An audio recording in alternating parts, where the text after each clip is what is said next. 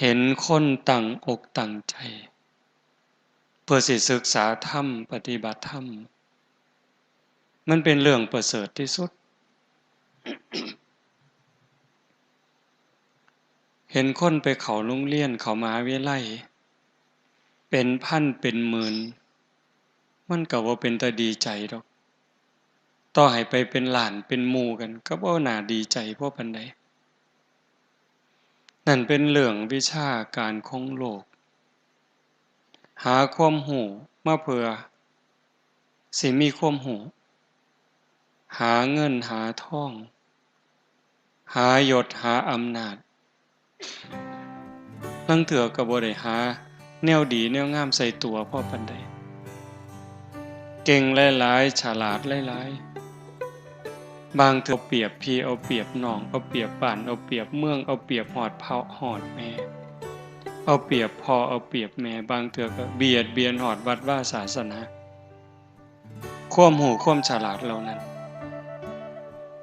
ตรงกันข้ามกับหันหน้าเข้าหาศีลหาธรรมคันคนมีศีลมีธรรมมีแต่สิเย็นไปหนาสงบไปหนาสงบนี่เป็นบุญเด้สงบนี่เป็นความสุขเด้พระพุทธเจ้าเพิ่นรับรองนัตถิสันติปรังสุขขังความสุขอื่นยิ่งกว่าความสงบไม่มีความสงบเป็นบุญความสงบเป็นความสุขคันเฮาบ่ลงมาวัดโดยปกติอยู่บ้านอยู่เรือนเฮ็ดอยู่เฮ็ดกินป้องแป้งป้องแป้งเสียงโทรทัศน์แน่เสียงวิทยุแน่เสียงมอเตอร์ไซค์แน่เสียงลูกไห้แน่หลานแอวแน่หนหวยบ่ล่ะอยู่ประจำก็สิว่ามันเคยชินก็พออยู่ได้แต่ว่ามื้อนี้เฮาลงมาวัดเป็นจังได๋เงียบมีแต่เสียงพัดลมขณะอาตมาหยุดเว้าก็ยินแต่เสียงพัดลมสำบายหูสำบายใจอันนี้สงบทั้งนอกแต่คันสงบทั้งในล่ะคืออาตมาบอกนะนั่งพับเพียบก็ได้นั่งคัดสมาธิก็ได้ยืดกายตรงๆหลับตาเบาๆหายใจเข้าหูหายใจออกหูลมสั่นก็หูลมยาวก็หูลมหยาบก็หูลมละเอียดก็หูลองเบิ่งบ่สนใจว่ามีผู้ใดอยู่ในศาลานี้เนี่ยเฮ็ดคือก็มีเฮาผู้เดียวเนี่ยคือกับมีเฮาผู้เดียวนั่งเบิ่งลมหายใจมีสติไว้ที่จุดลมกระทบเวลาที่หายใจเข้ามันสิเย็นจักหน่อยหายใจออกมันอุ่นๆจักหน่อยเอาสติวางไว้หั่นยามเขาเฝ้าประตูบ่ว่าสิเป็นเฝ้าประตูโรงเรียนโรงงานโรงพยาบาลหรือบ่อนใดก็แล้วแต่ที่มีคนเข้าคนออกยามก็เฝ้าประตู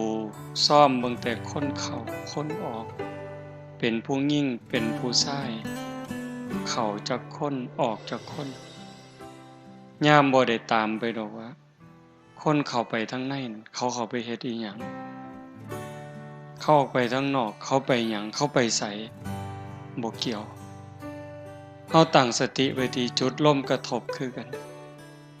ฮู้เพียงแค่ว่าลมเข้าลมออกลมสั้นลมยาวลมหยาบลมละเอียดนี่คืออุบายจริงๆใส่อันใดก็บ่ผิด เป็นอุบายผูกจิตให้มันอยู่กับองค์ภาวนาในเมื่อเอาเฮ็ดโดนไป5 นาทีผ่านไป10 นาทีผ่านไป20 นาทีผ่านไปกายก็เริ่มเบาจิตก็เริ่มเบาในเมื่อกายเบาจิตเบาความเย็นก็เกิดความสงบก็หลายขึ้นยิ่งสงบเท่าใดความสุขก็มีหลายเท่านั้นนั่นคือบุญ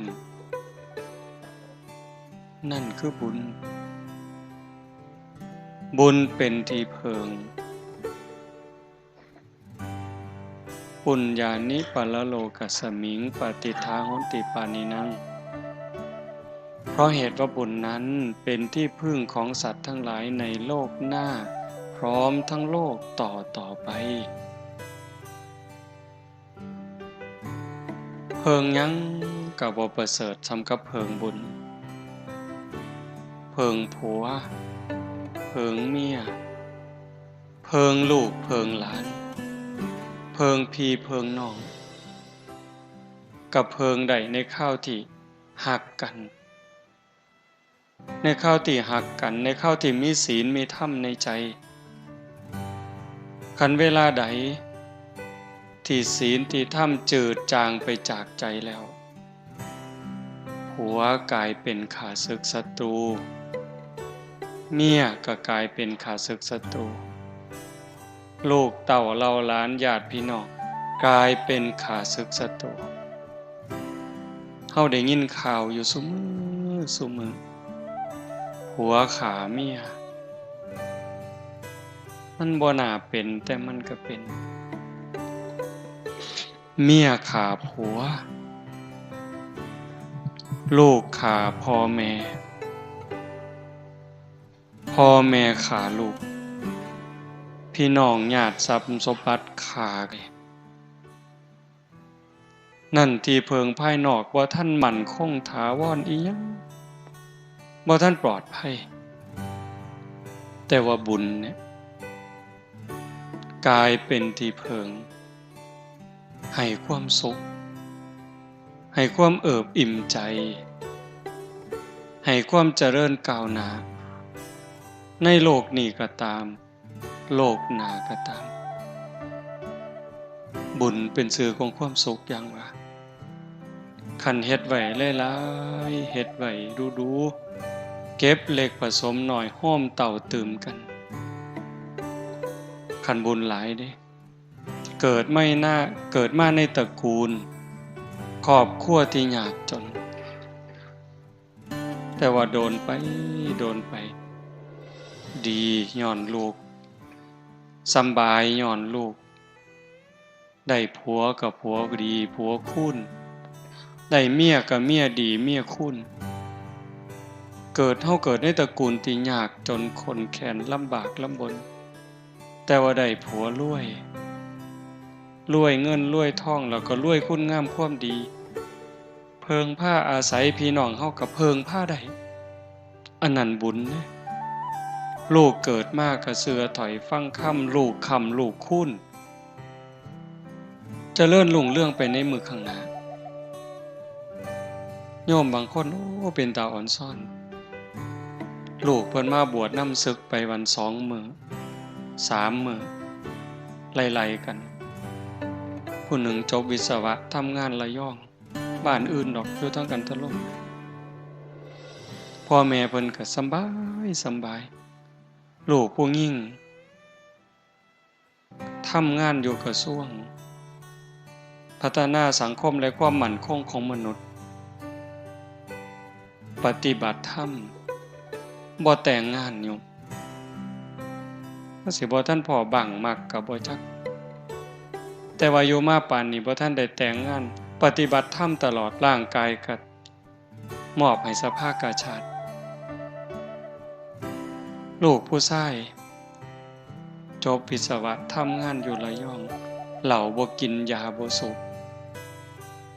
มาบวชอยู่นำ10 กว่ามื้ออาตมาก็บ่ได้บอกจักความหูเฮ็ดหูหยังเอง บัดมื้อศึกแล้วเพิ่นก็เฮ็ดหนังสือเป็นข่าวๆหนังสือที่กำลังปรับปรุงพอศึกแล้วก็ขออนุญาตพาพ่อพาแม่ไปมุกดาหารไปกราบพระธาตุพนมกลับมาก็มานอนวัดมาเฮ็ดนั่นเฮ็ดนี่แล้วก็กลับไปทำงานผู้หนึ่งก็วิศวะคอมพิวเตอร์ศึกมื้อก่อนมื้อหนึ่งเนี่ยไล่ๆกันเหล้าบ่กินยาบ่สูบทำงานอยู่คอมพิวเตอร์เครื่องเนชั่นเฝ้าคอมพิวเตอร์มีลูกน้องเฝ้าเป็นพันคนอันนี้ก็บักอย่างดีนั่นหมายถึงพ่อแม่ผู้เพิ่นมีบุญอยู่เป็นนี่เด้สำบายย้อนลูกคันผู้บุญบ่พอล่ะ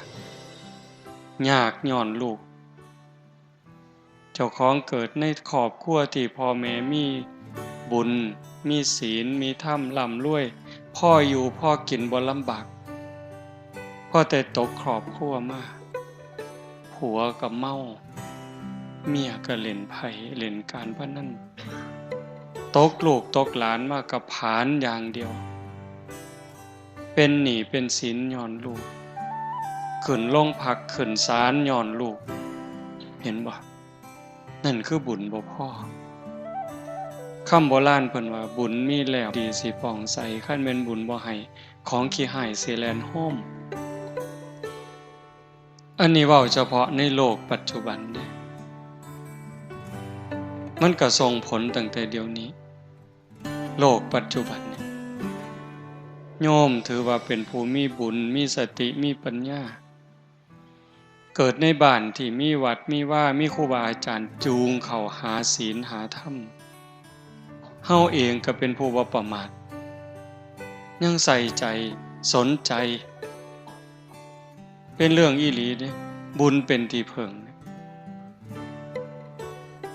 เฮาก็ได้ตั้งอกตั้งใจเก็บเกี่ยวสัมภารธรรมครูบาอาจารย์เพิ่นพาเฮ็ดปฏิบัติธรรมเฉลิมพระเกียรตินายหลวง88พรรษาอ้างเพิ่นปฏิบัติธรรมถวายเพิ่นพร้อมได้คือกันเด้เป็นอุปถัมภกกรรมเฮาได้ก่อนเกิดขึ้นกับเฮาก่อนเกิดขึ้นกับจิตกับใจแล้วอุทิศส่งไปถึงพระบาทสมเด็จพระเจ้าอยู่หัวบุญตรงนี้จะเฮ็ดให้เพิ่นอายุหมั่นขวัญยืนสุขภาพแข็งแรงเป็นห่มโพห่มไส้เฮาโดนไปอีกตัวเฮาเองก็สิมีสุขภาพแข็งแรงขึ้นบ่แม่นเว้าเล่นเด้ยิ่งเฮาได้เดินจงกรมได้นั่งสมาธิได้เจริญภาวนาแผ่เมตตาตัวเฮาแผ่เมตตาอุทิศบุญอุทิศกุศลเนี่ยที่เฮาเอิ้นว่าเจ้ากรรมนายเวรบาปบุญที่เฮาเคยเบียดเบียนเราสรรพสัตว์เขาตกทุกข์ได้ยากบางจิตบางใจยังอาฆาตพยาบาทจองเวรเขาอาฆาตเขาก็เป็นทุกข์ย้อนอาฆาตย้อนจองเวรย้อนสร้างบาปสร้างกรรมเขาไปตกนรกบ้างเป็นเปรตบ้างอสุรกายบ้างเฮ็ดให้ตกทุกข์ได้ยากลำบากลำบนพอแต่เฮาได้มาปฏิบัติธรรมรักษาศีลเจริญภาวนาอุทิศบุญอุทิศกุศลเพิ่นรับหูรับทราบให้อโหสิเป็นอโหสิกรรมโลกนักก็เบาบางโลกเบาบางก็จางคลายโลกน้อยๆหมดทุกข์น้อยๆหมดจากหนักเป็นเบาจากเบาเป็นบ่มีเฮาสิพิจารณาเห็นว่าครูบาอาจารย์รุ่นก่อนๆที่เพิ่นเพียรอีหลีปฏิบัติอีหลีอายุ90ขึ้นแข็งแรงเด้หลวงตามหาบัวจังซี่หลวงปู่เทศจังซี่ก็เกี่ยวกับอดีตชาตินำนั่นล่ะเป็นของติดตามที่ข้ามภพข้ามชาติบ่แม่นเล่น ขันของเก่าบาปเก่าบ่รบกวนหลายจนเกินไปเนี่ยภพชาติปัจจุบันอาศัยการฝึกการฝนการเพียรการประพฤติปฏิบัติกสิทายถูกทายโทษโรคภัยไข้เจ็บหน่อยอายุยืนไปอีกแต่ขันถ้าของเก่าของหลังมันหลายโพดบาปกรรมเก่ามันหลายดวงจิตดวงใจประพฤติปฏิบัติได้ดียกจิตยกใจขึ้นสู่ภูมิศีลภูมิธรรมได้ร่างกายอาจสิเจ็บไข้ได้ป่วยนั่นคือมันหลีกบ่พ้นกรรมนี่ต้องได้รับยมสัพพังนรานังสัพพลังโสจินนังนกัมมุนาอกินจนะโมฆะมัตถิขึ้นชื่อว่ากรรมแล้วจะมากก็ตามจะน้อยก็ตามจะไม่ให้ผลนั้นไม่มีกรรมเป็นค่ำกลางๆบ่ดีบ่สัวเฮ็ดดีเป็นกรรมดีเฮ็ดสัวเป็นกรรมสัวบุญเป็นผลของกรรมดีบาปเป็นผลของกรรมสัวแต่ว่าหากโยกจิตโยกใจขึ้นสู่กระแสธรรมใดร่างกายได้รับแค่ผลแต่ว่าใจบ่รับนำคันเฮาจะเว้าครูบาอาจารย์ในภพชาติปัจจุบันเพิ่นฮอดเพิ่นถึงคือบ่เฮาบ่ฮู้แต่คนบ้านเฮานี่ก็มั่นใจเชื่อหลายอย่างหลวงปู่ชาเฮาภูมิจิตภูมิธรรมหลวงปู่อาจจะถึงฮอดฝั่งแล้วแต่ว่าร่างกายมันเป็นตัวต้องรองรับซอยเหลือตนเองบ่ได้จังหันเองฉันเองบ่ได้ลูกศิษย์ลูกหาป้อนน้ำกับฉันเองบ่ได้ลูกศิษย์ลูกหาป้อนทำธุระขับถ่ายเข้าห้องน้ำห้องส้วมเองบ่ได้ลูกศิษย์ลูกหาเป็นคนซอยเหลือแต่ว่าใจล่ะใจหลวงปู่เป็นทุกข์พอเท่าที่เฮาได้อ่านประวัติหลวงปู่บ่เดือดร้อนบ่ทุกข์แล้วแต่ลูกศิษย์ลูกหาสิเฮ็ดเด้อเฮาบ่มีหยังดอกหลวงปู่ชาว่าได้นี่หลวงปู่ชอบคือกันไล่ถอยไปถึงสมัยครั้งพุทธกาลพระโมคคัลลานะอัครสาวกเบื้องซ้ายมีฤทธิ์หลายที่สุดในบรรดาสาวกน้อยหนาเพียงแค่พระพุทธเจ้าแต่พระมหาโมคคัลลานะก็ต้องถูกโจรทุบจนร่างกายแหลกละเอียดขันเฝ้าในพิสดารเนี่ยเพิ่นว่าเหาะหนีไปแล้ว3 เทื่อเพิ่นเนี่ยโจรมันมาล้อมกุฏิก็เหาะหนีกลับมาอีกมันก็ล้อมอีกหนีอีกมาอีกมาล้อมอีกหนีอีกสุดท้ายพิจารณา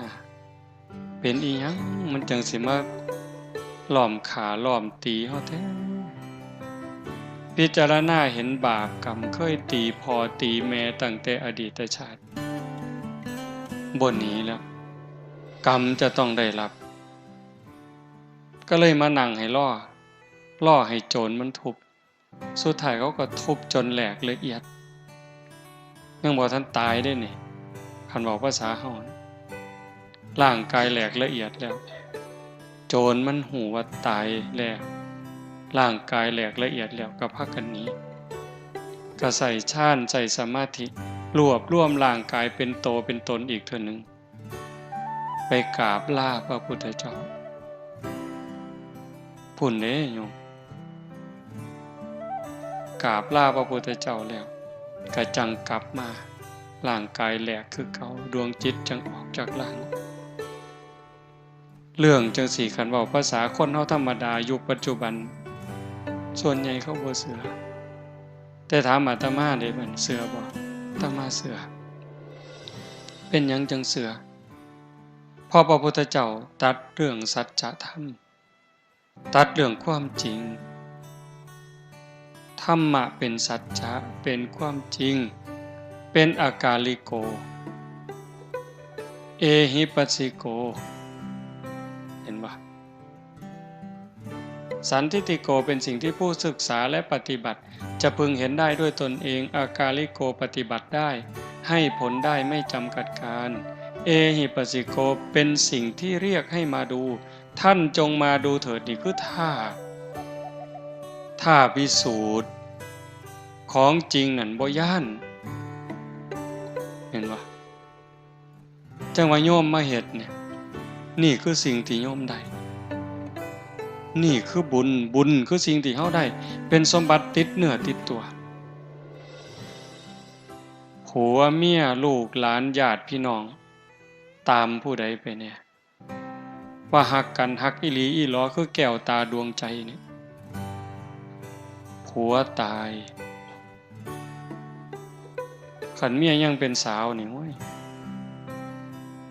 หอดบ่เป็นสาวปานใดแล้ว40 50ยังเอาผัวใหม่อยู่เด้บางคนผู้ลางคนบ่ทันตายได้ผัวโซ่ซื่อๆบ่เป็นตลอดมักบ่าวเสยเด้บ้านตาไห้บ่รับประกันละแต่ศรีสะเกษมีแล้วเว้ยเมียตายเอาเมียไหมลังเถื่อบ่ทันตายซ้ำบ่หาแต่โซ่จ้อยมันทำท่าเฒ่าซื่อๆนี่เว้ยแก่ง่ายตายช้าเพิ่นว่าลังเถื่อก็บ่ทันเฒ่าซ้ำดอกโบราณเพิ่นว่าก้นหม้อข้าวบ่ทันดำมันก็ปากันแล้วมักผู้ใหม่ซุมื้ออาตมาว่าบ่หาแต่ก้นหม้อบ่ทันดำดอกแกะถุงพลาสติกบ่ทันแล้วซ้ำเพราะมันบ่ได้นึ่งข้าวบ่ได้เฮ็ดกินซุมื้อนี้มันซื้ออาหารถุงแต่งงานปั๊บไปอยู่นำกันไปซื้อถุงอาหารมาแกะบ่ทันแล้วซะมันก็บ่ถูกตาแท้เนาะบัดนี้ว่า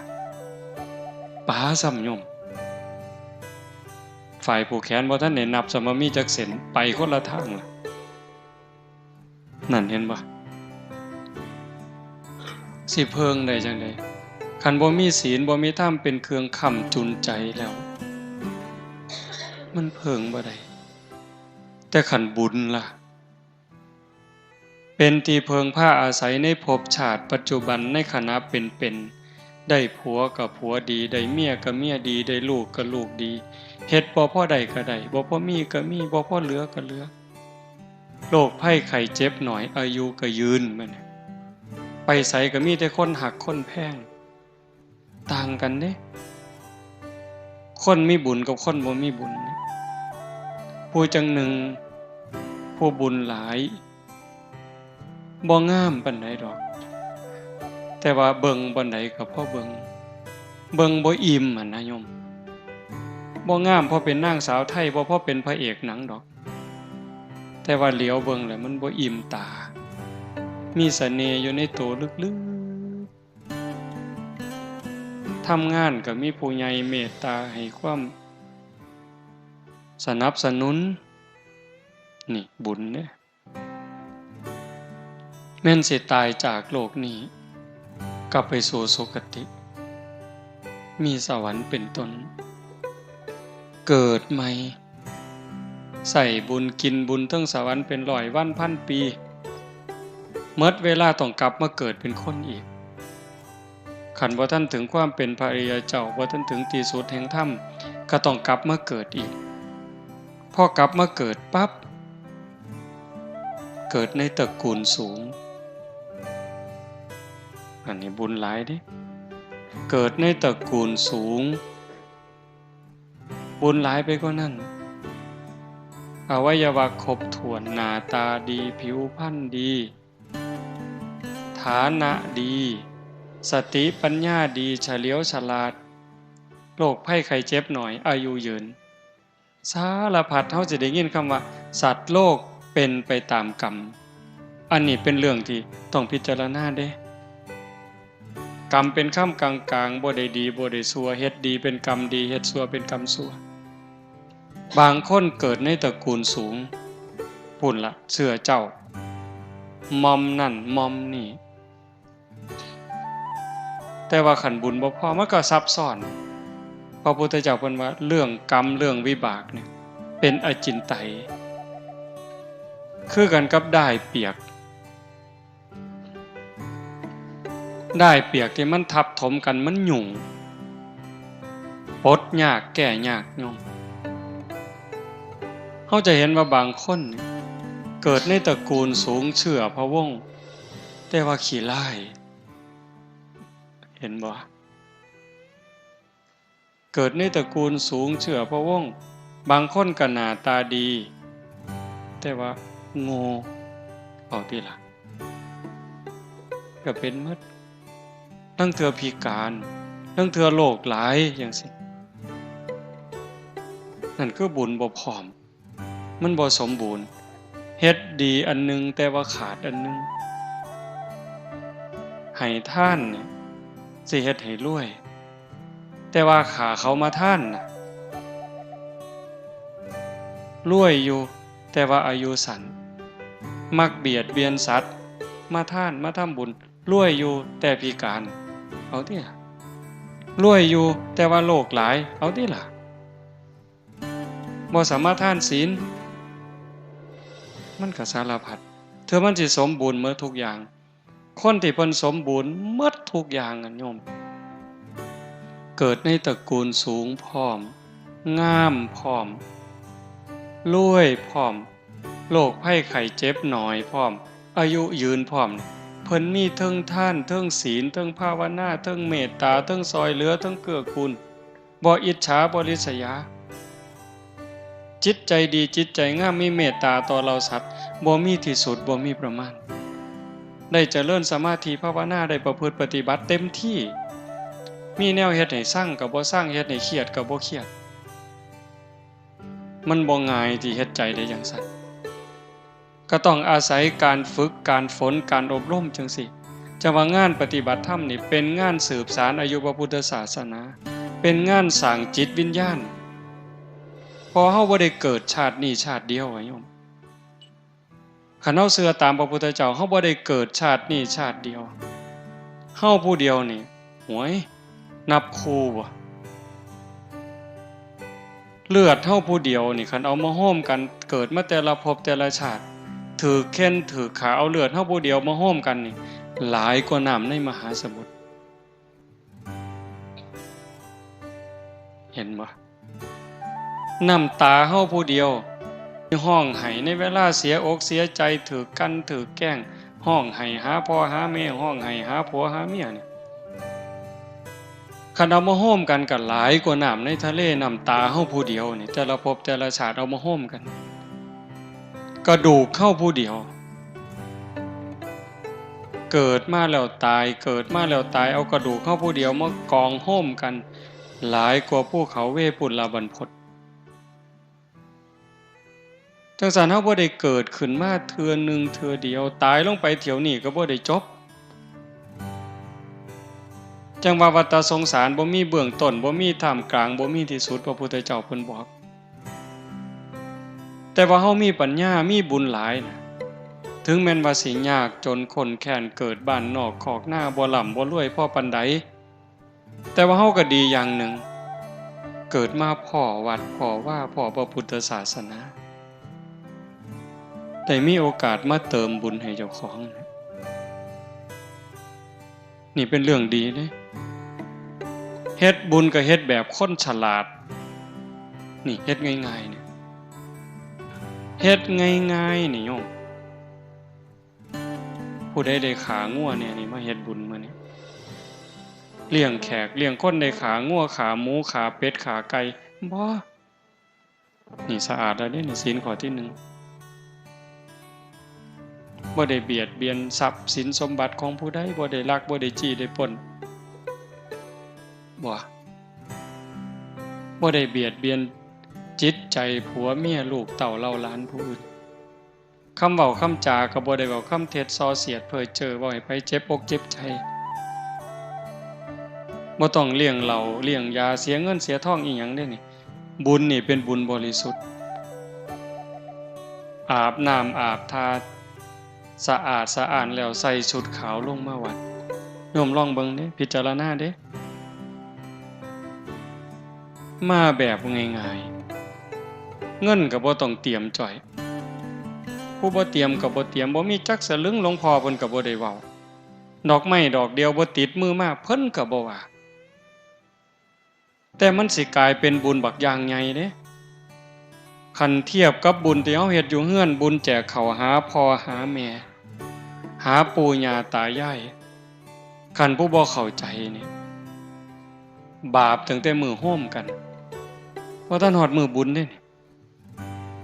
เอิ้นลูกเอิ้นหลานเอิ้นพี่เอิ้นน้องบ้านเหนือบ้านใต้มาประชุมกันสิแจกข้าวหาพ่อหาแม่เฮาเฮ็ดจังได๋น้องอ้ายมาต่างบ้านต่างเมืองต่างคุมมาพ้อกันก็ถือเหล้ามาพร้อมถือเบียร์มาพร้อมขาไก่กินพร้อมโอ้สิเข้าบุญกฐินนี่นี่เข้าบุญกฐินแจกข้าวหาพ่อหาแม่เข้าบุญอัฏฐะแจกข้าวหาพ่อหาแม่เริ่มต้นด้วยการขาด้วยเริ่มต้นด้วยการกินเหล้ากินยาโสกันไปเจ้าสิออกหลายปานใดอันนี้เว้ากันดีเด้นี่น้องอ้ายฮักกันอ้ายสิออกหลายปานใดเอื้อยสิหลายปานใดน้องสิหลายปานใดล่ะเฮ็ดบุญกฐินหาพ่อหาแม่เฮาต้องเฮ็ดใหญ่เติบเด้สมศักดิ์ศรีของวงตระกูลอ้ายสิออก500,000เจ้าออกหลายปานใดเอาน้องอ้าย 3-4 คนผู้นี้500,000ผู้นี้400,000ผู้นี้ล้านเอาออกมาเอาเงินมากองกันว่าแล้วสิจ้างหมอลำคณะใดนั่นออกข้างแล้วได้บัดจ้างหมอลำจัก500,000น้อเอาตกลงเอางัวจักโตไหวแล้วได้บัดสิบอกคนหลายปานใดเหล้าหลายปานใดเบียร์หลายปานใดตกลงกันหมดจ้างหมอลำ500,000ซื้อเหล้าจัก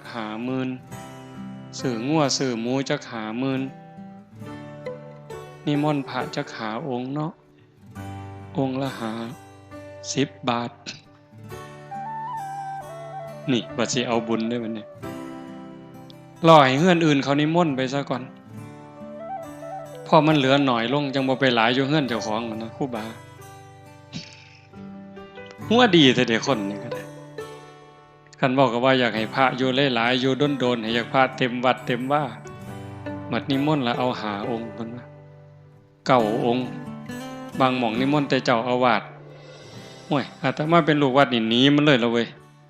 ให้อยู่แต่เจ้าอาวาสซะสั่นกินเป็นแต่เจ้าอาวาสนั่นแล้วเนาะ เห็นบ่นี่เฮ็ดบุญเนี่ยเฮ็ดแนวนั้นหมดเป็นแสนหมดเป็นล้านบุญกันน้อยๆแต่ว่ามื้อนี้บ่แม่นเว้าเอาเด้แม่ใหญ่ก็ฟังแล้วก็คิดอย่าเชื่อเด้เชื่อง่ายแล้วโง่เว้ยฟังแล้วก็คิดคันมื้อนี้เฮาตั้งใจมาฝึกปวดขาก็ทนปวดแอวก็ทนพยายามฝึกสติให้อยู่กับอารมณ์ปัจจุบันอันนี้ก็คือฝึกพระพุทธเจ้าเพิ่นบอกมาเสสหัสเสนโยยะเชทะสัตสตังสมังเอกันจะภวิตัตตานังมหุตตัมปิปูชเยสาเยวะปูชนาเสโยยันเยวะสัตสตังหุตังบุคคลใดปรารถนาบุญบูชาการอย่างอื่นสิ้นทรัพย์ติดต่อกันเดือนละ 1,000 กหาปณะเป็นเวลายาวนานตั้ง100 ปีเห็นปะปีหนึ่ง12 เดือนเดือนละพันก็12,000 10 ปี100 กับ 20 เดือน10 ปีนี่12,000 120,000คัน100 ปีล่ะ1,200 เดือนล้าน200,000หมดเงินล้าน200,000ใส่เวลา100 ปีเมื่อยเท่าใดเสียเคิกเวียกเคิกงานเท่าใดแต่พระพุทธเจ้าว่าแม่นสิเฮ็ดหลายปานนั้นก็ได้บุญหน่อยกว่าการบูชาผู้ฝึกตนแม้เพียงครั้งเดียวการบูชาแปลว่าการแสดงออกถึงการหูคุณหูค่ามื้อนี้ เฮาแสดงความเคารพบูชาต่อพระรัตนตรัยนี่ดอกไม้มาซ้ำนี่เทียนซ้ำนี่ผู้บางคนบ่มีดอกไม้บ่มีธูปเทียนเอามือนี่กราบลงไปกลางพื้นระลึกนึกถึงพระพุทธเจ้าอะระหังสัมมาสัมพุทโธภควาอันนี้ก็บูชาเด้ยกขันดอกไม้ใส่หัวอิมินาสการเรนะอันนี้ก็บูชาเด้บูชาคือการแสดงออกถึงการรู้คุณรู้ค่ากล่าวคำสักการะว่าออกมานี่ด้วยความเคารพด้วยการสักการะ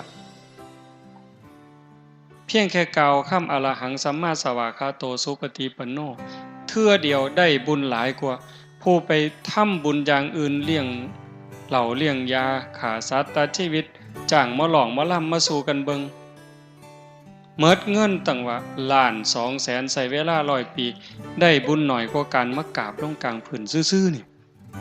พระพุทธเจ้าเว้ารับประกันอาตมาบ่ได้ว่าเอาเองเนี่ยเพิ่นพาเฮ็ดพาทำจังซี่บ่แม่นของเล่นเฮาคิดว่าเล่นก็เล่นสำหรับผู้เล่นแต่ผู้อีหลีมันอีหลีเด้อากาลิโกปฏิบัติได้ให้ผลได้ไม่จำกัดการเฮ็ดดีเดี๋ยวนี้ก็ดีเดี๋ยวนี้เฮ็ดชั่วเดี๋ยวนี้ก็ชั่วเดี๋ยวนี้พระเจ้าบ่เกี่ยวสิมาดลบันดาลผู้ใดให้ดีให้ชั่วบ่ได้พระพรหมสิมาลิขิตไปให้ดีให้ชั่วบ่ได้แต่การกระทำของเจ้าของนั่นเฮ็ดให้เจ้าของดีเจ้าของชั่วโยมอยู่บ้านมีลูกมีผัวมีเมียทำมาหากินปากกัดตีนถีบกลางแดดกลางเดินโยมก็เป็นพระใดขันใจโยมเป็นพระใจนี่มันเป็นพอเกี่ยวกับเครื่องแต่งตัวดิอยู่บ้านอยู่สองบ่มีสูทขาวใส่แต่ว่าใจมีศีลมีธรรมมีความเมตตาอายสัวกลัวบาปกลายเป็นใจพระเห็นบ่ใจนี่เป็นเนี่ยเป็นตำรวจแต่ว่าไปหลักเขาไปปล้นเขาใส่สูทตำรวจแต่ใจเป็นโจรประพฤติตัวอย่างโจรก็กลายเป็นโจรในเครื่องแบบเห็นบ่ใจเป็นใหญ่ใจเป็นประธานทุกอย่างสำเร็จที่ใจถึงก่อนสิสุขนี่ก็ใจสุขสิทุกข์นี่ก็ใจทุกข์สิเดือดร้อนก็ใจร้อนสิสงบร่มเย็นก็ใจสงบร่มเย็นคนเนี่ยมันเป็นผู้ลิขิตโลกร้อนเพราะใจคนร้อนโลกเย็นเพราะใจคนเย็นโลกนี่มันสิวุ่นวายก็เพราะใจคนนี่ซับซ้อนวุ่นวายโลกสิสงบร่มเย็นก็ย้อนคนเด้ถ้าใจคนสงบใจคนร่มเย็นคือโยมอยู่จังสิโยมลองคิดเบิ่งมาถ้าหมดโลกคนหมดโลกเนี่ยมีจิตใจคือญาติโยมบ้านท่าไห้อำเภอเขืองในเมืองอุบลเฮาเนี่ยเป็นจังสี่หมดโลกตอนนี้สินับถือศาสนาพุทธก็ตามนับถือศาสนาคริสต์ก็ตามนับถือศาสนาอิสลามก็ตามนับถือศาสนาพราหมณ์ศาสนาซิกก็สั่งว่านับถือศาสนาใดๆก็ตามหากว่าทุกคนในเวลานี้หมดโลกเนี่ยมีจิตใจคือโยมอย่างหน่อยๆก็ข่มจิตข่มใจละร้อนก็ทนหนาวก็ทนหิวก็ทนง่วงก็ทนปวดขาปวดแข้งก็ทนพอใจก็ทนบ่พอใจก็ทนพยายามสงบใจขันคนทุกคนในโลกเป็นแนวนี้มันสิฆ่ากันบ่โยมบ่สงครามมันสิมีบ่การเอารัดเอาเปรียบกดขี่ข่มเหงยักยอกหลอกลวงกันมันสิมีบ่การเค้นการขาการด่าร้ายกันมันสิมีบ่มันมีบ่ได้ขันใจคนเป็นแนวนี้ที่ใจญาติโยมเป็นจังซี่ก็ย้อนโยมมีธรรมเป็นหยังโยมจังได๋มีธรรมก็ย้อนโยมไฟบุญเชื่อของคนงามความดีมันฝังมาในจิตวิญญาณโยมตั้งแต่อดีตชาติแล้ว เฮาบ่ได้เกิดมาชาตินี้ชาติเดียวอย่างว่ามันคอยสะสมคอยบ่มคอยเพาะเฮามีหน้าตาดีมีอวัยวะครบถ้วนมีสติมีปัญญานั่นคือบุญเก่าเฮาเอาบุญเก่ามาต่อเอาบุญใหม่ปุญเยนะปุญญังสังสรรธรรมนาเอาบุญเก่ามาต่อเอาบุญใหม่บุญได้เกิดเป็นคนได้เกิดในผืนแผ่นดินไทยเกิดใต้ร่มใบบุญบารมีของพระบาทสมเด็จพระเจ้าอยู่หัวเกิดมาพ่อพระพุทธศาสนาบ่นิ่งดูดายฟังเทศน์ฟังธรรมหูเรื่องเห็นประโยชน์ของชีวิตเห็นว่าชีวิตเป็นของหน่อยวันเวลาของชีวิตมันหน่อยนิดเดียวแต่ว่าชีวิตเป็นสิ่งสำคัญใครได้ป่วยลงนี่ก็หมดสภาพตายก็หมดโอกาสแต่ว่าตอนนี้มันบ่ทันตายแม่นสิเฒ่า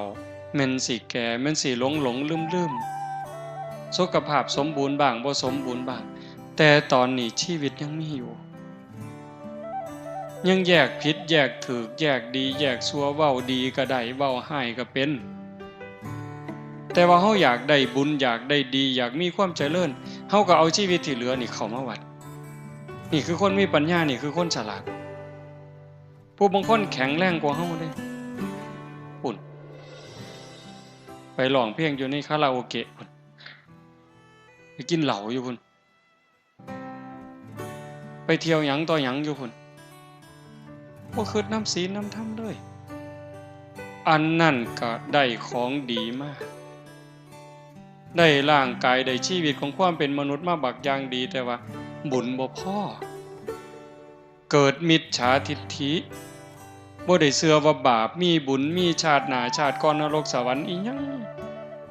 ทำดีได้ดีมีที่ไหนพูดนักปราชญ์เก๋เพิ่นเว้าทำดีได้ดีมีที่ไหนทำชั่วได้ดีมีถมไปว่าซิผัวไผเมียไผลูกไผบ่ว่ามาแต่ได้แม่นดีสิขามศพคนไปก็ได้ว่าให้ได้ยศได้ตำแหน่งได้อำนาจวาสนามาสิขามหัวคนไปจะคนกูก็บ่งึด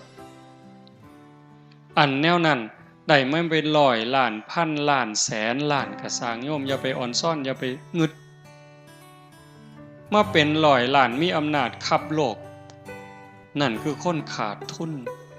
นั่นคือคนอาภัพมันสิได้ไปหยังล่ะยังเว้าบังหั่นดินดอนตอนหญ้าเฮือนซ่านบ้านซองรถล่ามาสร้างลูกเต่าผัวเมียไผสินำเจ้าไปเนี่ยเมิดลมหายใจกลับไปไผไปมันลังเทื่อบ่ทันตายซ้ำยังว่าบ่ทันโซ่บ่ทันไข้บ่ทันป่วยไปเป็นของผู้อื่นแล้วลูกว่าลูกเฮาเลี้ยงมาพาใหญ่หย่ำเขามกจกเขาป้อนบอกลังเทื่อบ่ฟังลังเทื่อมันเถียงเฮาหัวสักกินพุ่นเห็นบ่คันแม่นอยู่นำกันแม่นดีก็ตามต่อดีนำกันจนตายตายแล้วก็จากกันบ่ได้นำกันไปเจ้าของเฮือนเจ้าของบ้านซื้อในทะเบียนบ้านสถานะเจ้าบ้านตายปั๊บเขาก็เอาใบมรณบัตรบ่เกิน24ชั่วโมงมาตาใส่รถเด้ซื้อเฮาเป็นผู้ครอบครองโฉนดที่ดินนส.3 ตายปั๊บ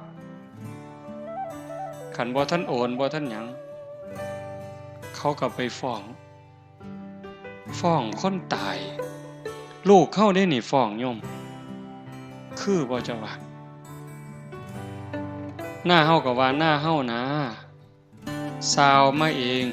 ซื้อมาเองเฮ็ดให้เฮ็ดหน้าก็เลี้ยงลูกเลี้ยงเต้าใหญ่ก้าหน้าบานมาบัดเฮาตายแล้วไปฟ้องเฮาเสยฟ้องคนตายว่าซั่นว่าสิเอาหน้าเฮาเด้นี่เห็นบ่มันบ่แม่นของไผนี่อันนั้นของนอกกายดอกของในตัวว่าเนี่ยกินข้าวกินน้ำเจ็บไข้ได้ป่วยก็ให้อยู่ให้ยาดูแลรักษาประคบประงมมันงอกก็ย้อมอันผมเนี่ยแขวมันหักมันหลุดก็เอาแขวปลอมมาใส่ผู้บางคนหนังมันเหี่ยวก็ไปยืด ไปดึงให้มันตึงไว้บัดตายแล้วปั๊บบัดผมเส้นเดียวก็บ่ได้กระดูกท่อนเดียวก็บ่ได้แขวเล่มเดียวก็บ่ได้ขี้เท่าเท่าปลายเข็มนี่บ่แม่นบ่ได้เป็นหยังจังบ่ได้มันบ่แม่นของเฮามันเป็นสมบัติของโลกร่างกายนี่เป็นของยืมมายืมจากดินจากน้ำจากลมจากไฟพ่อแม่ปั้นเอาดินน้ำลมไฟมาปั้นเป็นเนื้อเป็นตัวเป็นขาเป็นขี้งเฮาเพิ่นก็เอาดินเติมดินน้ำเติมน้ำลมเติมลมไฟเติมไฟเฮาก็จังใหญ่มาของที่เฮาหย่ำเฮาต้องเคี่ยวต้องหย่ำเป็นข้าวเป็นผักเป็นเนื้อเป็นขนมที่ต้องได้หย่ำแล้วก็กลืนผ่านลำคอลงไปปั๊บมันก็เปลี่ยนไปเป็นผมขนเล็บฟันหนังเนื้อเอ็นกระดูกตับไตไส้พุงนี่คือยืมจากธรรมชาติส่วนที่นำไปใส่ได้มันก็ใส่นั่นคือธาตุดินนะซ่อมแซมส่วนที่สึกหรอเฮ็ดให้เจริญเติบโตม่วนเป็นกากใส่ประโยชน์บ่ได้มันก็ทายออกมานั่นคือธาตุดินน้ำเฮายืมจากธาตุน้ำมาน้ำสมน้ำหวานน้ำสะอาดที่กลืนผ่านลำคอลงไปปั๊บมันก็ไปเป็นน้ำเลือดน้ำเหลืองน้ำหนองน้ำดีน้ำเสลดน้ำลายน้ำเหงื่อส้มเหลือใส่ก็เหี่ยวออกมานี่ก็คือยืมน้ำมาเป็นน้ำเติมน้ำไฟเติมไฟยังทำงานสืบต่อคนเป็นนี่ร่างกายอบอุ่นธาตุไฟยังร่างกายให้อบอุ่นเผาอาหารให้ย่อยทำร่างกายให้ทรุดโทรมคนสิตายปั๊บไม่ออกสิได้เห็นหลายกว่าอาตมาเย็นมาแต่ตีนพุ่นไฟดับได้นั่นหดเข่าหดแต่ตีนหดเข่าบางคนก็เย็นตั้งแต่หัวมากับตีนลวงเข้าหากันจอดเขาไล่ใกล้เขามาหอดกันอยู่วางท้องเย็นจ้อยขันเย็นมัดโตแปลว่าตายไฟดับล่มดับเห็นบ่ยืมล่มมาเติมล่มหายใจเข้าหายใจออกนี่คือล่มยังเติมล่มยังทำหน้าที่ของเขาปกติแต่ขันเขาบ่ทำหน้าที่แล้วล่มคัดของป่วยคัดของซ้ำหน่อยซ้ำใดซ้ำหนึ่งนี่เจ็บไข้ได้ป่วยล่มเดินบ่สะดวกป่วยไข้แต่ขันอย่าหยุดเลยล่มหยุดเลยตายไฟบ่ปกติไข้ป่วยคือกันไฟทำงานบ่ปกติเย็นเกินไปก็ไข้ได้ร้อนเกินไปไข้ได้ขันพอดีเฮาก็จังเป็นอยู่จังซี่ลมผิดปกติก็ตายไฟผิดปกติตายน้ำผิดปกติป่วยตายน้ำท่วมปอดเป็นจังไดเห็นบ่ล่ะเหี่ยวบ่ออกเอ้าผิดปกติตายธาตุดินบ่ปกติป่วยไข้ตายคือเก่าอันนี้คือเฮายืมเข้ามาคันถ้าบุญมีเขาก็บริหารไปปกติถึงเวลาเมื่อเวลาก็ตายเอาโลดแต่คันถ้าบุญบ่พร้อมเจ็บไข้ออดแอดร่างกายเป็นของยืมแต่ว่าโลกนี่เป็นสถานที่ที่เฮามาเยี่ยมชั่วคราวบ่ได้มาอยู่ถาวรบ่ได้มาอยู่ตลอดไปโลกเป็นเหมือนกับศาลาพักร้อนไม่ใช่ที่อยู่อันถาวรของใครบ่มีผู้ใดเซ็นสัญญาว่าสิมาอยู่จักเดือนจักปีจักสิหมดลมมื้อใดจักสิจากมื้อใดบางเทื่อบ่ได้สั่งบ่ได้ลาดีๆอยู่นี่โยมแข็งแรงอยู่นี่ละกินข้าวกับลูกกับผัวกับเมียนอนแล้วบ่ลุกเว้าแล้วเว้าอีกเนี่ยก่อนปีใหม่โยมเมืองอุบลบ้านขามใหญ่คนบุญบักอย่างคักเด้อเนี่ยอาตมาได้เฮ็ดถนนก็เอาแบบอย่างเพิ่นนี่แหละเป็นโยมเนาะหลายปีแล้วเพิ่นนิมนต์อาตมาไปเทศน์ ส่วนพี่ส่วนน้องทอดผ้าป่าเทถนนจากหมู่บ้านไปสู่หมู่บ้านเทถนนคอนกรีตหมู่ก็เฮ็ดน้ำเล่าบักอย่างคักอยู่เด้จากนั้นมาอายุก็บ่ทันหลายดอก58 ปีมีสวนแบบจังซี่ไปเฮ็ดมีบ้านหลังนึงอยู่สวนก็ไปเฮ็ดศาลาขึ้นในสวนเจ้าของเฮ็ดกุฏิเฮ็ดห้องน้ำส่วนหมู่มาปฏิบัติธรรมวันพระในพรรษาก็พากันเป็นไปอยู่พรรษาบัดฮอดมื้อวันพระหรือมื้อวันเสาร์อาทิตย์ก็ส่วนหมู่ไปสังฆทานวัดนั่นวัดนี่นำครูบาอาจารย์หลายจังหวัดออกพรรษาก็ร่วมกันเฮ็ดกฐินปีละ10กอง9กองบัดปีนี้วางไกลๆวันพอก่อนวันพอเนี่ยประมาณวันที่6ได้ไปเผาอาตมาได้ไปเผาเพิ่นอยู่ดีๆนี่โยมขับรถไปหาหมออยู่อุบลเนี่ยจักแม่นไปบ่อนใดดอกก่อนรู้สึกว่าบ่สบายก็ขับรถไปเองไปหาหมอเพิ่นก็ตรวจเกล็ดเลือดต่ำหมอว่าให้นอนเพิ่นก็เลยบอกหมอว่าผมนอนบ่ทันได้ดอกครับบ่ได้บอกลูกบอกเมียผมมาผู้เดียวผมขอไปบอกลูกบอกเมียก่อนขับรถไปบอกลูกบอกเมียลูกเมียก็แต่งเสื้อผ้าหน้าแพร่ก็มานำกันขับรถมาอีกไปบนเก่าเขาก็ว่าอาการหนักส่งเข้าโรงพยาบาลสรรพสิทธิ์ตรวจอีกเทื่อก็ว่าเกล็ดเลือดต่ำยืนยันขอบริจาคเลือดด่วนญาติทำอยู่ไสก็มาบัดนี้มาบริจาคเลือดบริจาคเกล็ดเลือดแต่ว่าเอาบ่อยู่เขาทั้งนึงก็ไหลออกซ้ำกับเทน้ำทิ่มสุดท้ายก็เสียชีวิตอยู่คืนเดียวโยมเห็นบ่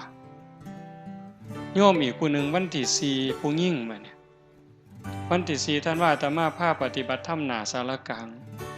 เราก็ไปนำ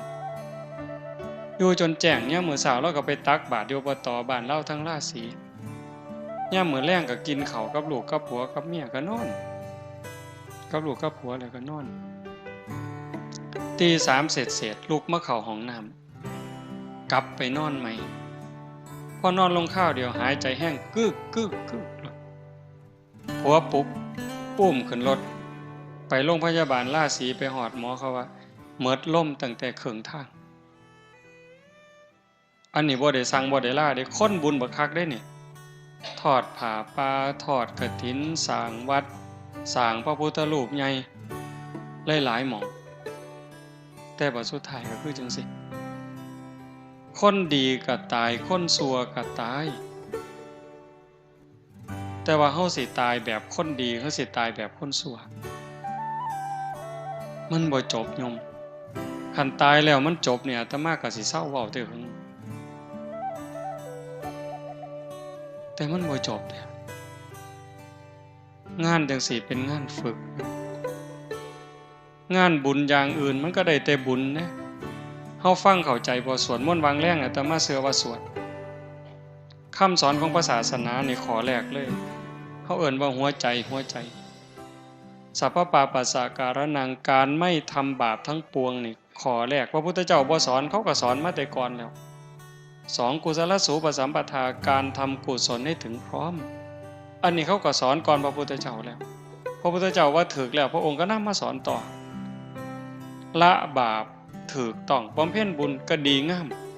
แต่ว่าบ่ทันปลอดภัยตัวที่แน่นอนที่สุดที่พระพุทธเจ้าสอนสจิตตปริโยทปนังการชำระจิตของตนให้ขาวรอบชำระจิตได้จังได๋ฮู้จักชำระอยู่บ่เช็ดล้างเช็ดทำความสะอาดล้างทำความสะอาดล้างใจเนี่ยล้างใจให้มันสะอาดจากหักจากสั่งจากได้จากเสียจากมีจากเป็นล้างใจให้มันสะอาดจากความโลภความโกรธความหลงความเกลียดความกลัวอิจฉาริษยาไผสิล้างให้บัดเนี่ยสะเดาะเคราะห์900วัดมันก็บ่เซาบัดอันความอิจฉาคน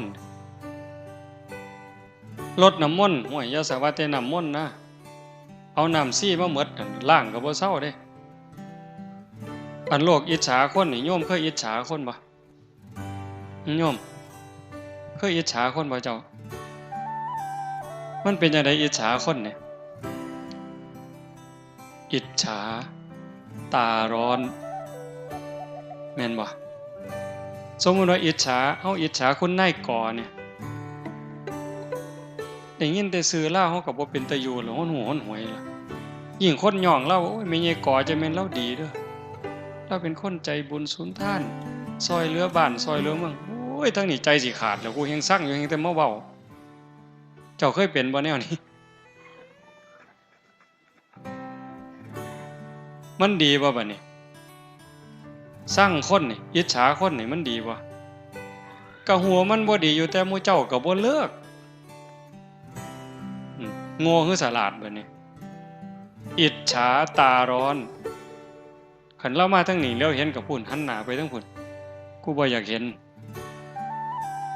ปานนั้นก็ยังอุตส่าห์สร้างบ่เศร้าอยู่เด้นี่คันบอกว่าฉลาดเด้นี่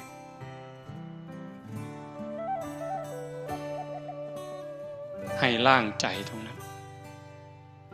จากล้างสั่งล้างอิจฉาล้างโลภล้างฮอดดีประสุดท้ายให้จิตมันอยู่เหนือดีเหนือชั่วคือโยมนั่งสมาธิผู้นั่งมาตั้งแต่ต้นอาตมาบอกมาชั่วโมงนึงแล้วคือบอกข้าวเดียวว่าสิเว้าน้อยๆถูกยาดีบ่บัดนี้เนาะผู้นั่งมาตั้งแต่ต้นเด้นี่คือบ่ออกเพิ่นนั่งเถียงมาแต่แรกคือตอนนี้จิตตอนนี้ถามว่าฮักบ่โยมลองเฮ็ดใหม่ก็ได้หยุดตัวตรงๆหายใจเข้าหายใจออกถามว่าจิตตอนนั้นตอนที่อยู่กับลมปัจจุบันเห็นลมเข้าลมออกเนี่ยคือผู้เบิ่งลมมันเบิ่งยากนั่งหยุดตัวตรงๆหลับตาเบิ่งรูปเจ้าของหนังมีสติไล่ตั้งแต่ฝ่าเท้าซ้ายจังใดเท้าขวาจังใดมือซ้ายมือขวาจังใดกายตั้งตรงบ่ก้มไปบ่เงยไปบ่ให้เห็นเจ้าของนั่งหลับตาเนื้อลืมตาในเอาสติเบิ่งรูปเจ้าของนั่งเห็นภาพเจ้าของนั่งชัดเจนตอนนี้นะถามว่าใจหักบ่มีความหักบ่บ่มีความสร้างมีบ่โลภมีบ่ย่านผีบ่ขันใจอยู่กับอารมณ์ปัจจุบันจังซั่นบ่หักบ่สร้างบ่โกรธบ่เกลียดบ่กลัวบ่อิจฉาริษยานั่นคือจิตเป็นอิสระเฮ็ดจังได๋สิพอกพูนจิตตรงนี้ไว้ให้มันได้หลายๆมันมีความเข้มแข็งคนธรรมดาอย่างเฮานี่เฮ็ดได้อยู่แต่บ่เข้มแข็งได้ชั่วครูชั่วยามโยมคันเฮาเฮ็ดบ่ได้ถึงที่สุดฝึกบ่ได้ถึงที่สุดทอดกฐิน8ล้านกองละ800ล้านเจ้าก็บ่ปลอดภัยอย่าซะว่า800กองแล้ว8ล้านกองก็ได้กองละ800ล้านก็บ่ปลอดภัยเป็นหยังเพราะว่าจิตเฮานี่กลับกอกเกิดเร็วดับเร็วเพียงแค่ชั่วรัดนิ้วมือนี่เหยียดนิ้วมือออกนี่กำเข้ามาปุ๊บนี่จิตเกิดดับแสนโกรธขณะ10ร้อยเป็นพัน10พันเป็นหมื่น10หมื่นเป็นแสน10แสนเป็นล้าน10ล้านเป็นโกรธแสนโกรธขณะนี่กรึบซ้ำนี่ใจเฮามันเกิดดับไว้มันคิดเรื่องนั้นเรื่องนี้ไว้วิทยาศาสตร์เพิ่นว่าแสงเร็วกว่าเสียงฟ้าเหลื่อมศรีสะเกษนี่ปั๊บปุ่นจัก2นาทีปุ่นจังสิดังมาฮอดบ้านตาหายจังสิฟ้าห้องหึมมาฮอดพี่เหลืองมึงก็วนแป๊บๆยังขี้ไล่ก็ครึ่งนาทีจังสิหึมเสียงฟ้าห้องดังมาฮอดที่จริงมันเกิดพร้อมกันระหว่างแสงกับเสียงเนี่ยสปาร์คปั๊บเกิดเสียงปั๊บแสงแวบพร้อมกันแต่ว่าการเดินทางของเสียงน่ะมันช้ากว่าแสงไว้ไปโลดแสงนั่นแต่บ่สู่ใจมีไงบ่สู่ใจคนจิตคนเนี่ยจิตบ่มีรูปร่างบ่มีโตบ่มีตนกวัดแกว่งดิ้นรักษายากสัญจรไปไกลไปคนเดียวบ่ได้ส่วนกันคิดเด้เบิ่งมันเร็วส่ำใดผู้ใดเคยไปกรุงเทพ เคยทำงานกรุงเทพขึ้นฮอดโรงงานเคยไปอยู่เห็นฮอดแล้วแม่นบ่นี่ไว้บ่ผู้ใดเคยไปเชียงใหม่ขึ้นปุ๊บฮอดแล้วนี่เห็นบ่นี่ย่างย่องๆเชียงใหม่แล้วหุ่นย่างอยู่ดอยสุเทพเลยเอ้าย่างดอยเดินอินทนนท์แล้วนี่เอ้าผู้เคยไปเด้ผู้เคยไปอินเดียปุ๊บผมฮอดแล้วนั่นเอ้าพุ่นกราบพระอยู่พุทธคยาพุ่นผู้เคยไปอเมริกาปุ๊บฮอดแล้วเห็นบ่นั่นคือใจเป็นหยังจังเว้าเรื่องนี้งานปฏิบัติธรรมนอกจากสิเป็นบุญนี่สำคัญที่สุดคือฝึกใจให้มันอยู่กับเจ้าของให้กายกับใจทำงานอันเดียวกันอยู่หน้าที่อันเดียวกันเพื่อป้องกันหยังป้องกันบ่ให้เจ้าของเป็นทุกข์บ่ให้เจ้าของเดือดร้อนอยู่ในเวลาปัจจุบันนิยมเวลาเฮาสิหักเด้เวลาสิหักเวลาสิสั่งเวลาที่เครียดสิขมสิย่านสิกลัวก็ย้อนตาเห็นแล้วก็ทรงใส่ใจหูได้ยินแล้วก็ทรงถึงใจจมูกได้กินก็ทรงใส่ใจกายสัมผัสก็ทรงใส่ใจลิ้นได้รสก็ทรงใส่ใจใจประมวลภาพมีหักมีโกรธมีเกลียดมีกลัวใจมันเป็นผู้รับเอาทั้งดีทั้งชั่วทั้งบุญทั้งบาปเป็นจังได๋บัดนี้ที่อาตมาเว้าข้างไว้วังนึงว่ากระดูกเฮาผู้เดียวก็สูงใหญ่กว่าภูเขาเวปุลลาบรรพตน้ำตาเฮาผู้เดียวก็หลายกว่าน้ำในมหาสมุทรเลือดเฮาผู้เดียวก็หลายกว่าน้ำในทะเลคันเอามาร่วมกันแต่ละภพแต่ละชาติอีหยังมันไปเกิดร่างกายตายแล้วก็เผากับฝังนี่ร่างกายขึ้นในธรรมชาติแต่ว่าจิตใจวิญญาณมันเดินทางต่อหอบบุญหอบบาปไปสำคัญที่สุดบัดนี้สิมีสุขมีทุกข์ในปัจจุบันเป็นอยู่นี่คันเฮามีสติฝึกได้ดีเห็นลมเข้าลมออกชัดเจนตาเห็นปั๊บยกจิตอยู่เหนืออารมณ์บ่ให้หักบ่ให้สั่งบ่ให้ยินดียินร้ายหูได้ยินเสียงก็ยกอยู่เหนืออารมณ์บ่ให้ยินดียินร้ายฝึกได้เฮ็ดได้เด้คันฝึกพ่อเฮ็ดได้โยมอาตมารับประกันว่าเฮ็ดได้คันฝึกพ่อบ่ให้หักบ่ให้สั่ง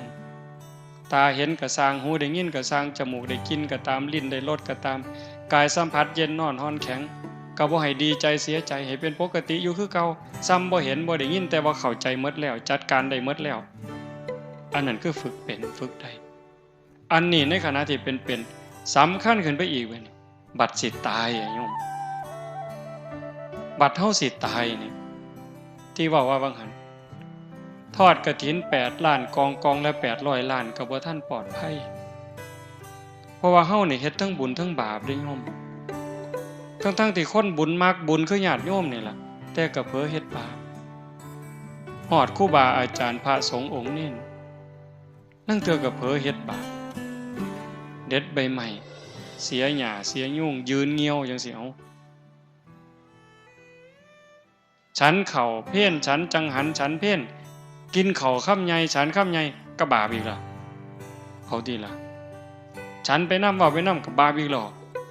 กัดข้ามเข่าก็บาปอีกแล้วเฮ็ดจังได๋บัดนี้บุญก็เฮ็ดอยู่บักคังคักนี่เด้เป็นพระเป็นเน้น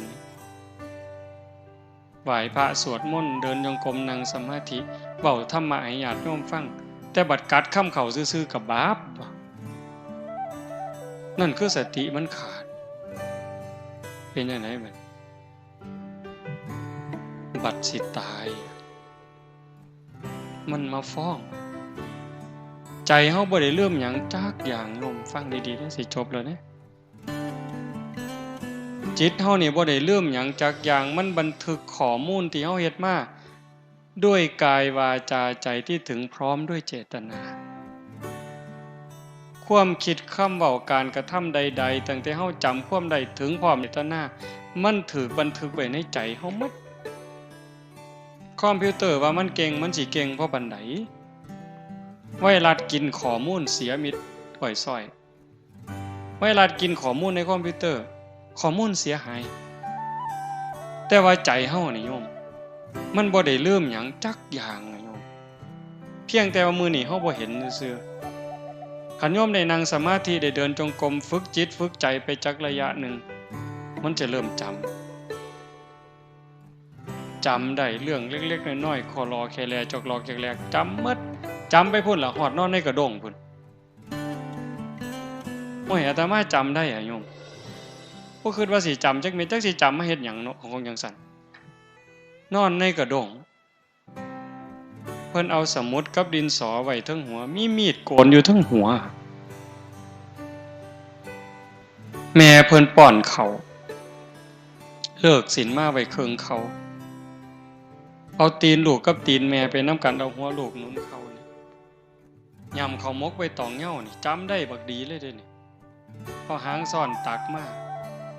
พอป้อนใส่ปากต้อยหน้าต้อยหลังเธอสิกลืนข้าวหมดคำนึงเอามือจุ่มน้ำในโอ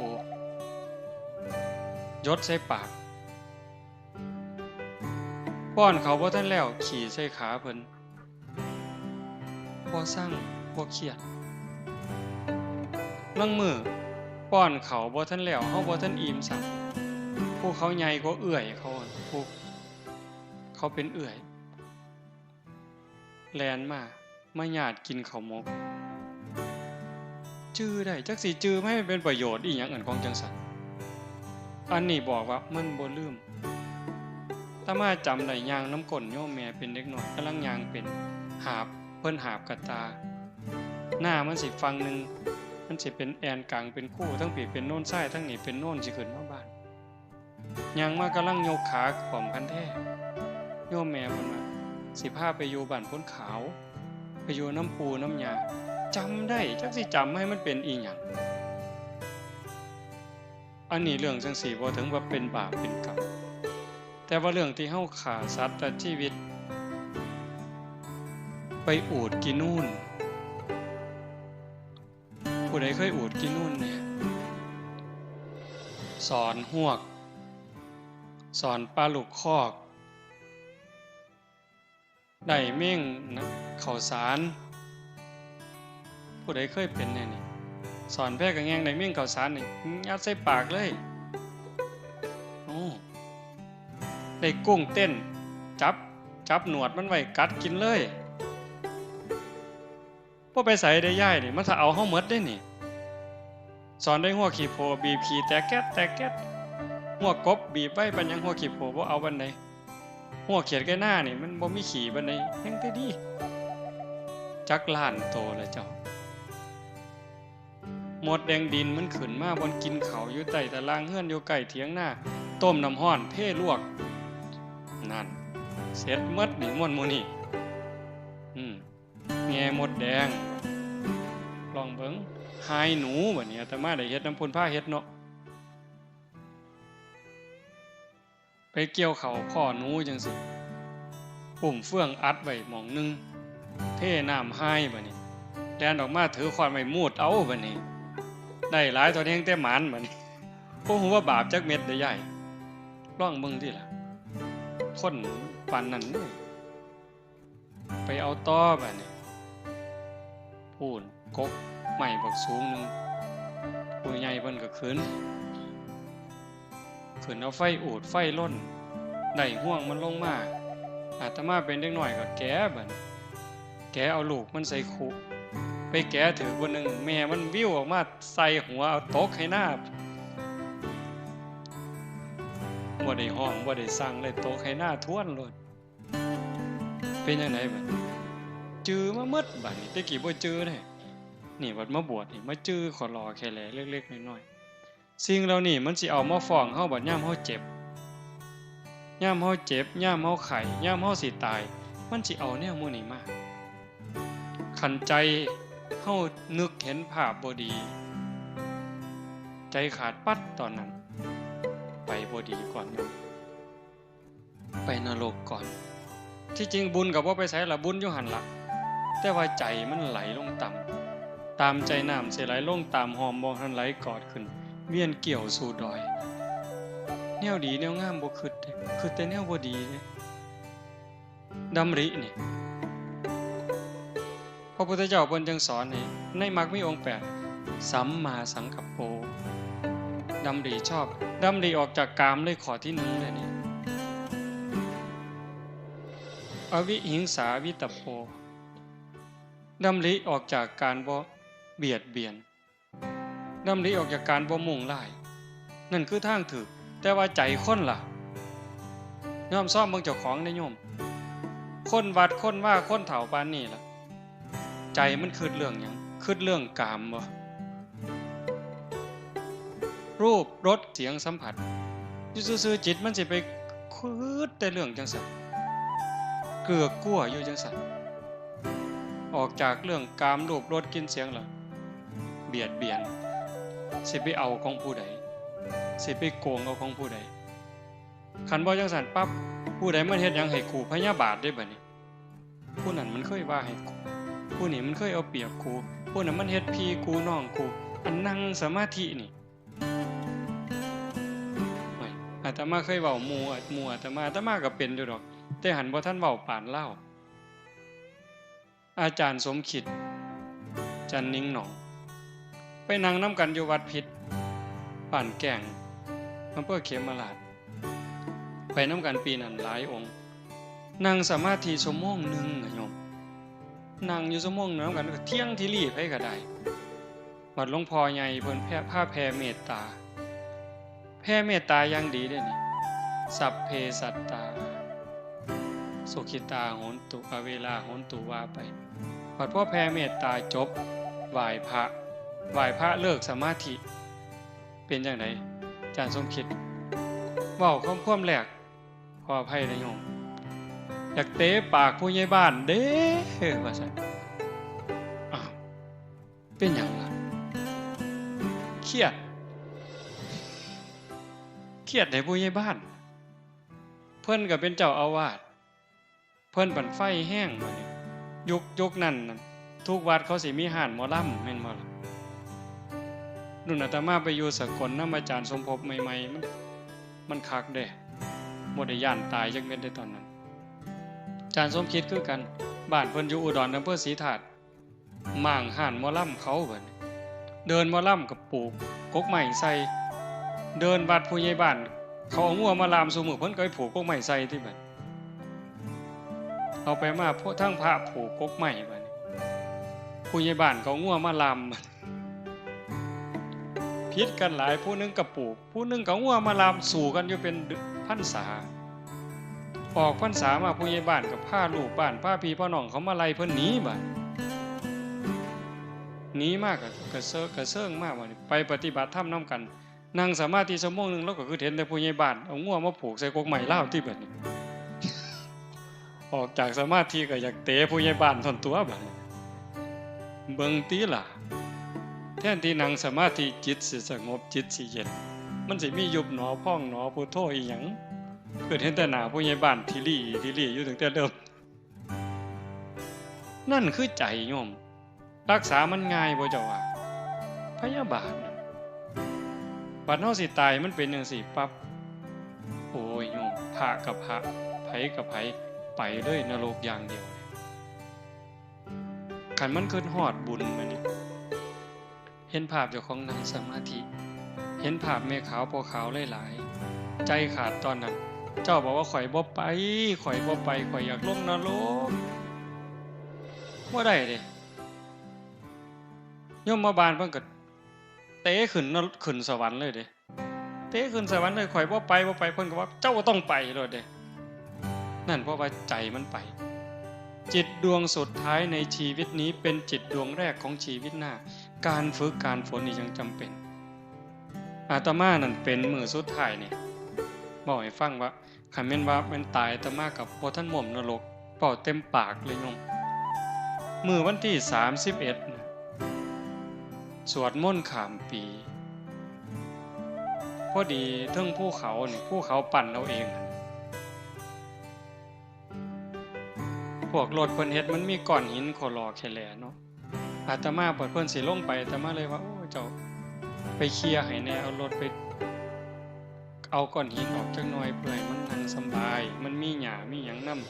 ำเพิ่นก็รถไปแล่นหน้าแล่นหลังมันก็เป็นดินน่องขึ้นมาบัดนี้มันดินน่องขึ้นมามันค่ำๆอาตมาก็เลยชวนครูบาเอาเฟืองไปปกจักหน่อยหาโยมเพิ่นขึ้นไปนั่งสมาธิยามกลางคืน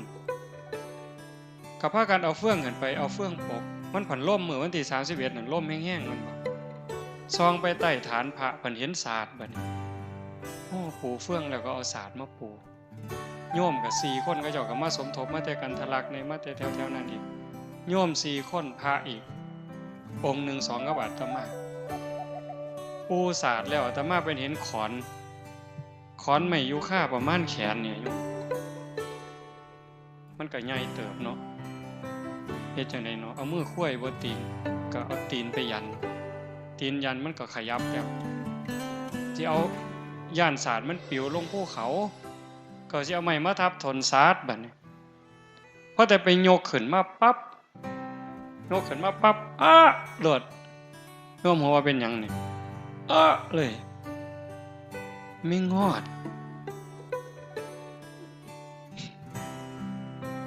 มันตอดจำได้บัดนี้เพราะว่าตอนไปอยู่วัดป่าโน่นกุลมใหม่ๆปี2ปีนั่นไม่งอดตอดซุมื้ออยู่กันกุฏิมุ้งหญ้าเนาะหม่องเตียงนอนก็เอาไม้เลี่ยนล่ำนี่ญาติโยมเพิ่นมาตีให้มันก็หกมันก็ตัดกัดซุมื้อไม้ถางปลาเป็นเดินก็มากองเป็นฟืนต้มน้ำร้อนก็ไปห่อปั๊บก็ปั๊บจื้อได้เพราะปัญญัง20กว่าปียังจื้อได้อยู่ปั๊บไม่งอดว่าซั่นหม่องสำคัญที่อาตมาเว้าให้ฟังนี่ก็คือว่าอาตมาก็ฝึกบ่พอ20กว่าปีเกือบ30เด้ก็ว่าฝึกพอสมควรแต่ยังใส่บ่ได้บ่ผ่านโยมห้องแต่เบิ่งเหิงอันไม่งอดตอดนั่น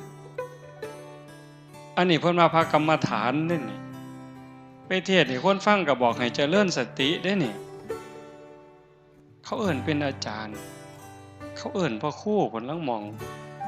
แต่ว่าโง่บ่บัดเนี่ยมีงอดตอดแล้วหลงห้องบ่ฮู้โตเลยเพิ่นว่าห้องก็บ่พอได้บัดนี้อันขอนอยู่ในมือจักถิ่มแต่มึงหึงถิ่มไปไสบ่กำหนดบ่ฮู้ซ้ำคันแม่นถิ่มลงใส่นิ้วตีนเจ้าของอาจสิขาดก็ได้หือโยนไปใส่หัวหมู่ก็บ่ฮู้จักหยังเลยตอนนั้นจักไปใส่มาฮู้สึกโตอีกเทื่อนึงตอนห้องแล้วก็เลยว่าโอ้เจ็บเว้ย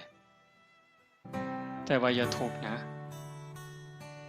เจ้าอย่าควรอย่าข้างเด้ให้เจ้าหูซื่อๆใครแม่นตายมันไปฮอดโลกใดเหรอโยมตกนรกตั้งแต่แล้วซาปานนั้นผ่านไป 2-3 นาทีจังมีสติจังตั้งได้อันเว้าจังสิให้คิดได้บัดย้านอาตมาย้านบัดนี้ย้านหลังตาย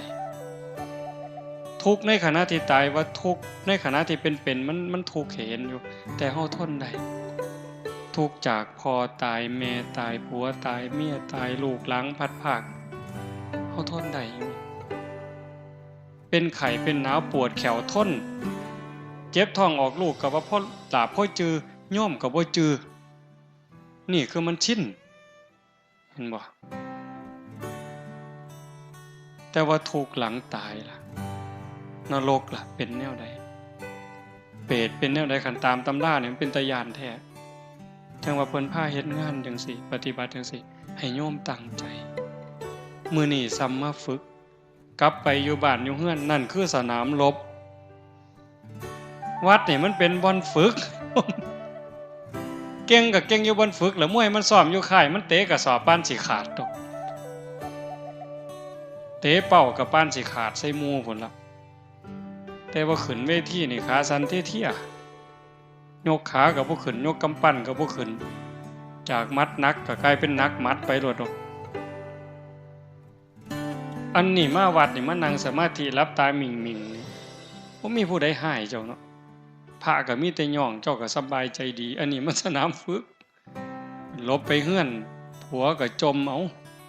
ลูกก็แอวเอางัวก็ออกคอกก็ร้องเบิ่งเอามันสิเป็นหยังบัดนี้กรรมฐานเจ้ามันสิเหี่ยไปฮอดไสเจ้าว่า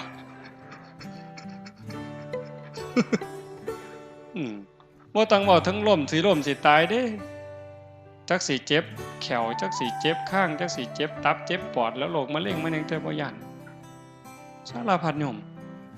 แต่ว่ามันดีที่สุดคือการได้เกิดมาเป็นมนุษย์ได้พอพระพุทธศาสนาได้มีศรัทธาได้ฝึกเด้คำว่าเกิดมาเป็นมนุษย์ได้พอพระพุทธศาสนาขันบ่มีศรัทธาบ่ฝึกบ่ฝนกับบ่ดีหยังดอกโยมทั้งเทื่อคิดไปคิดมาอาจสิแพ้หมาขี่เหือนก็ได้เด้เฮานี่นะอาจสิแพ้หมาขี่เหือนก็ได้เป็นหยังจังว่าซั่นหมาขี่เหือนมันเกิดมาใส่กรรม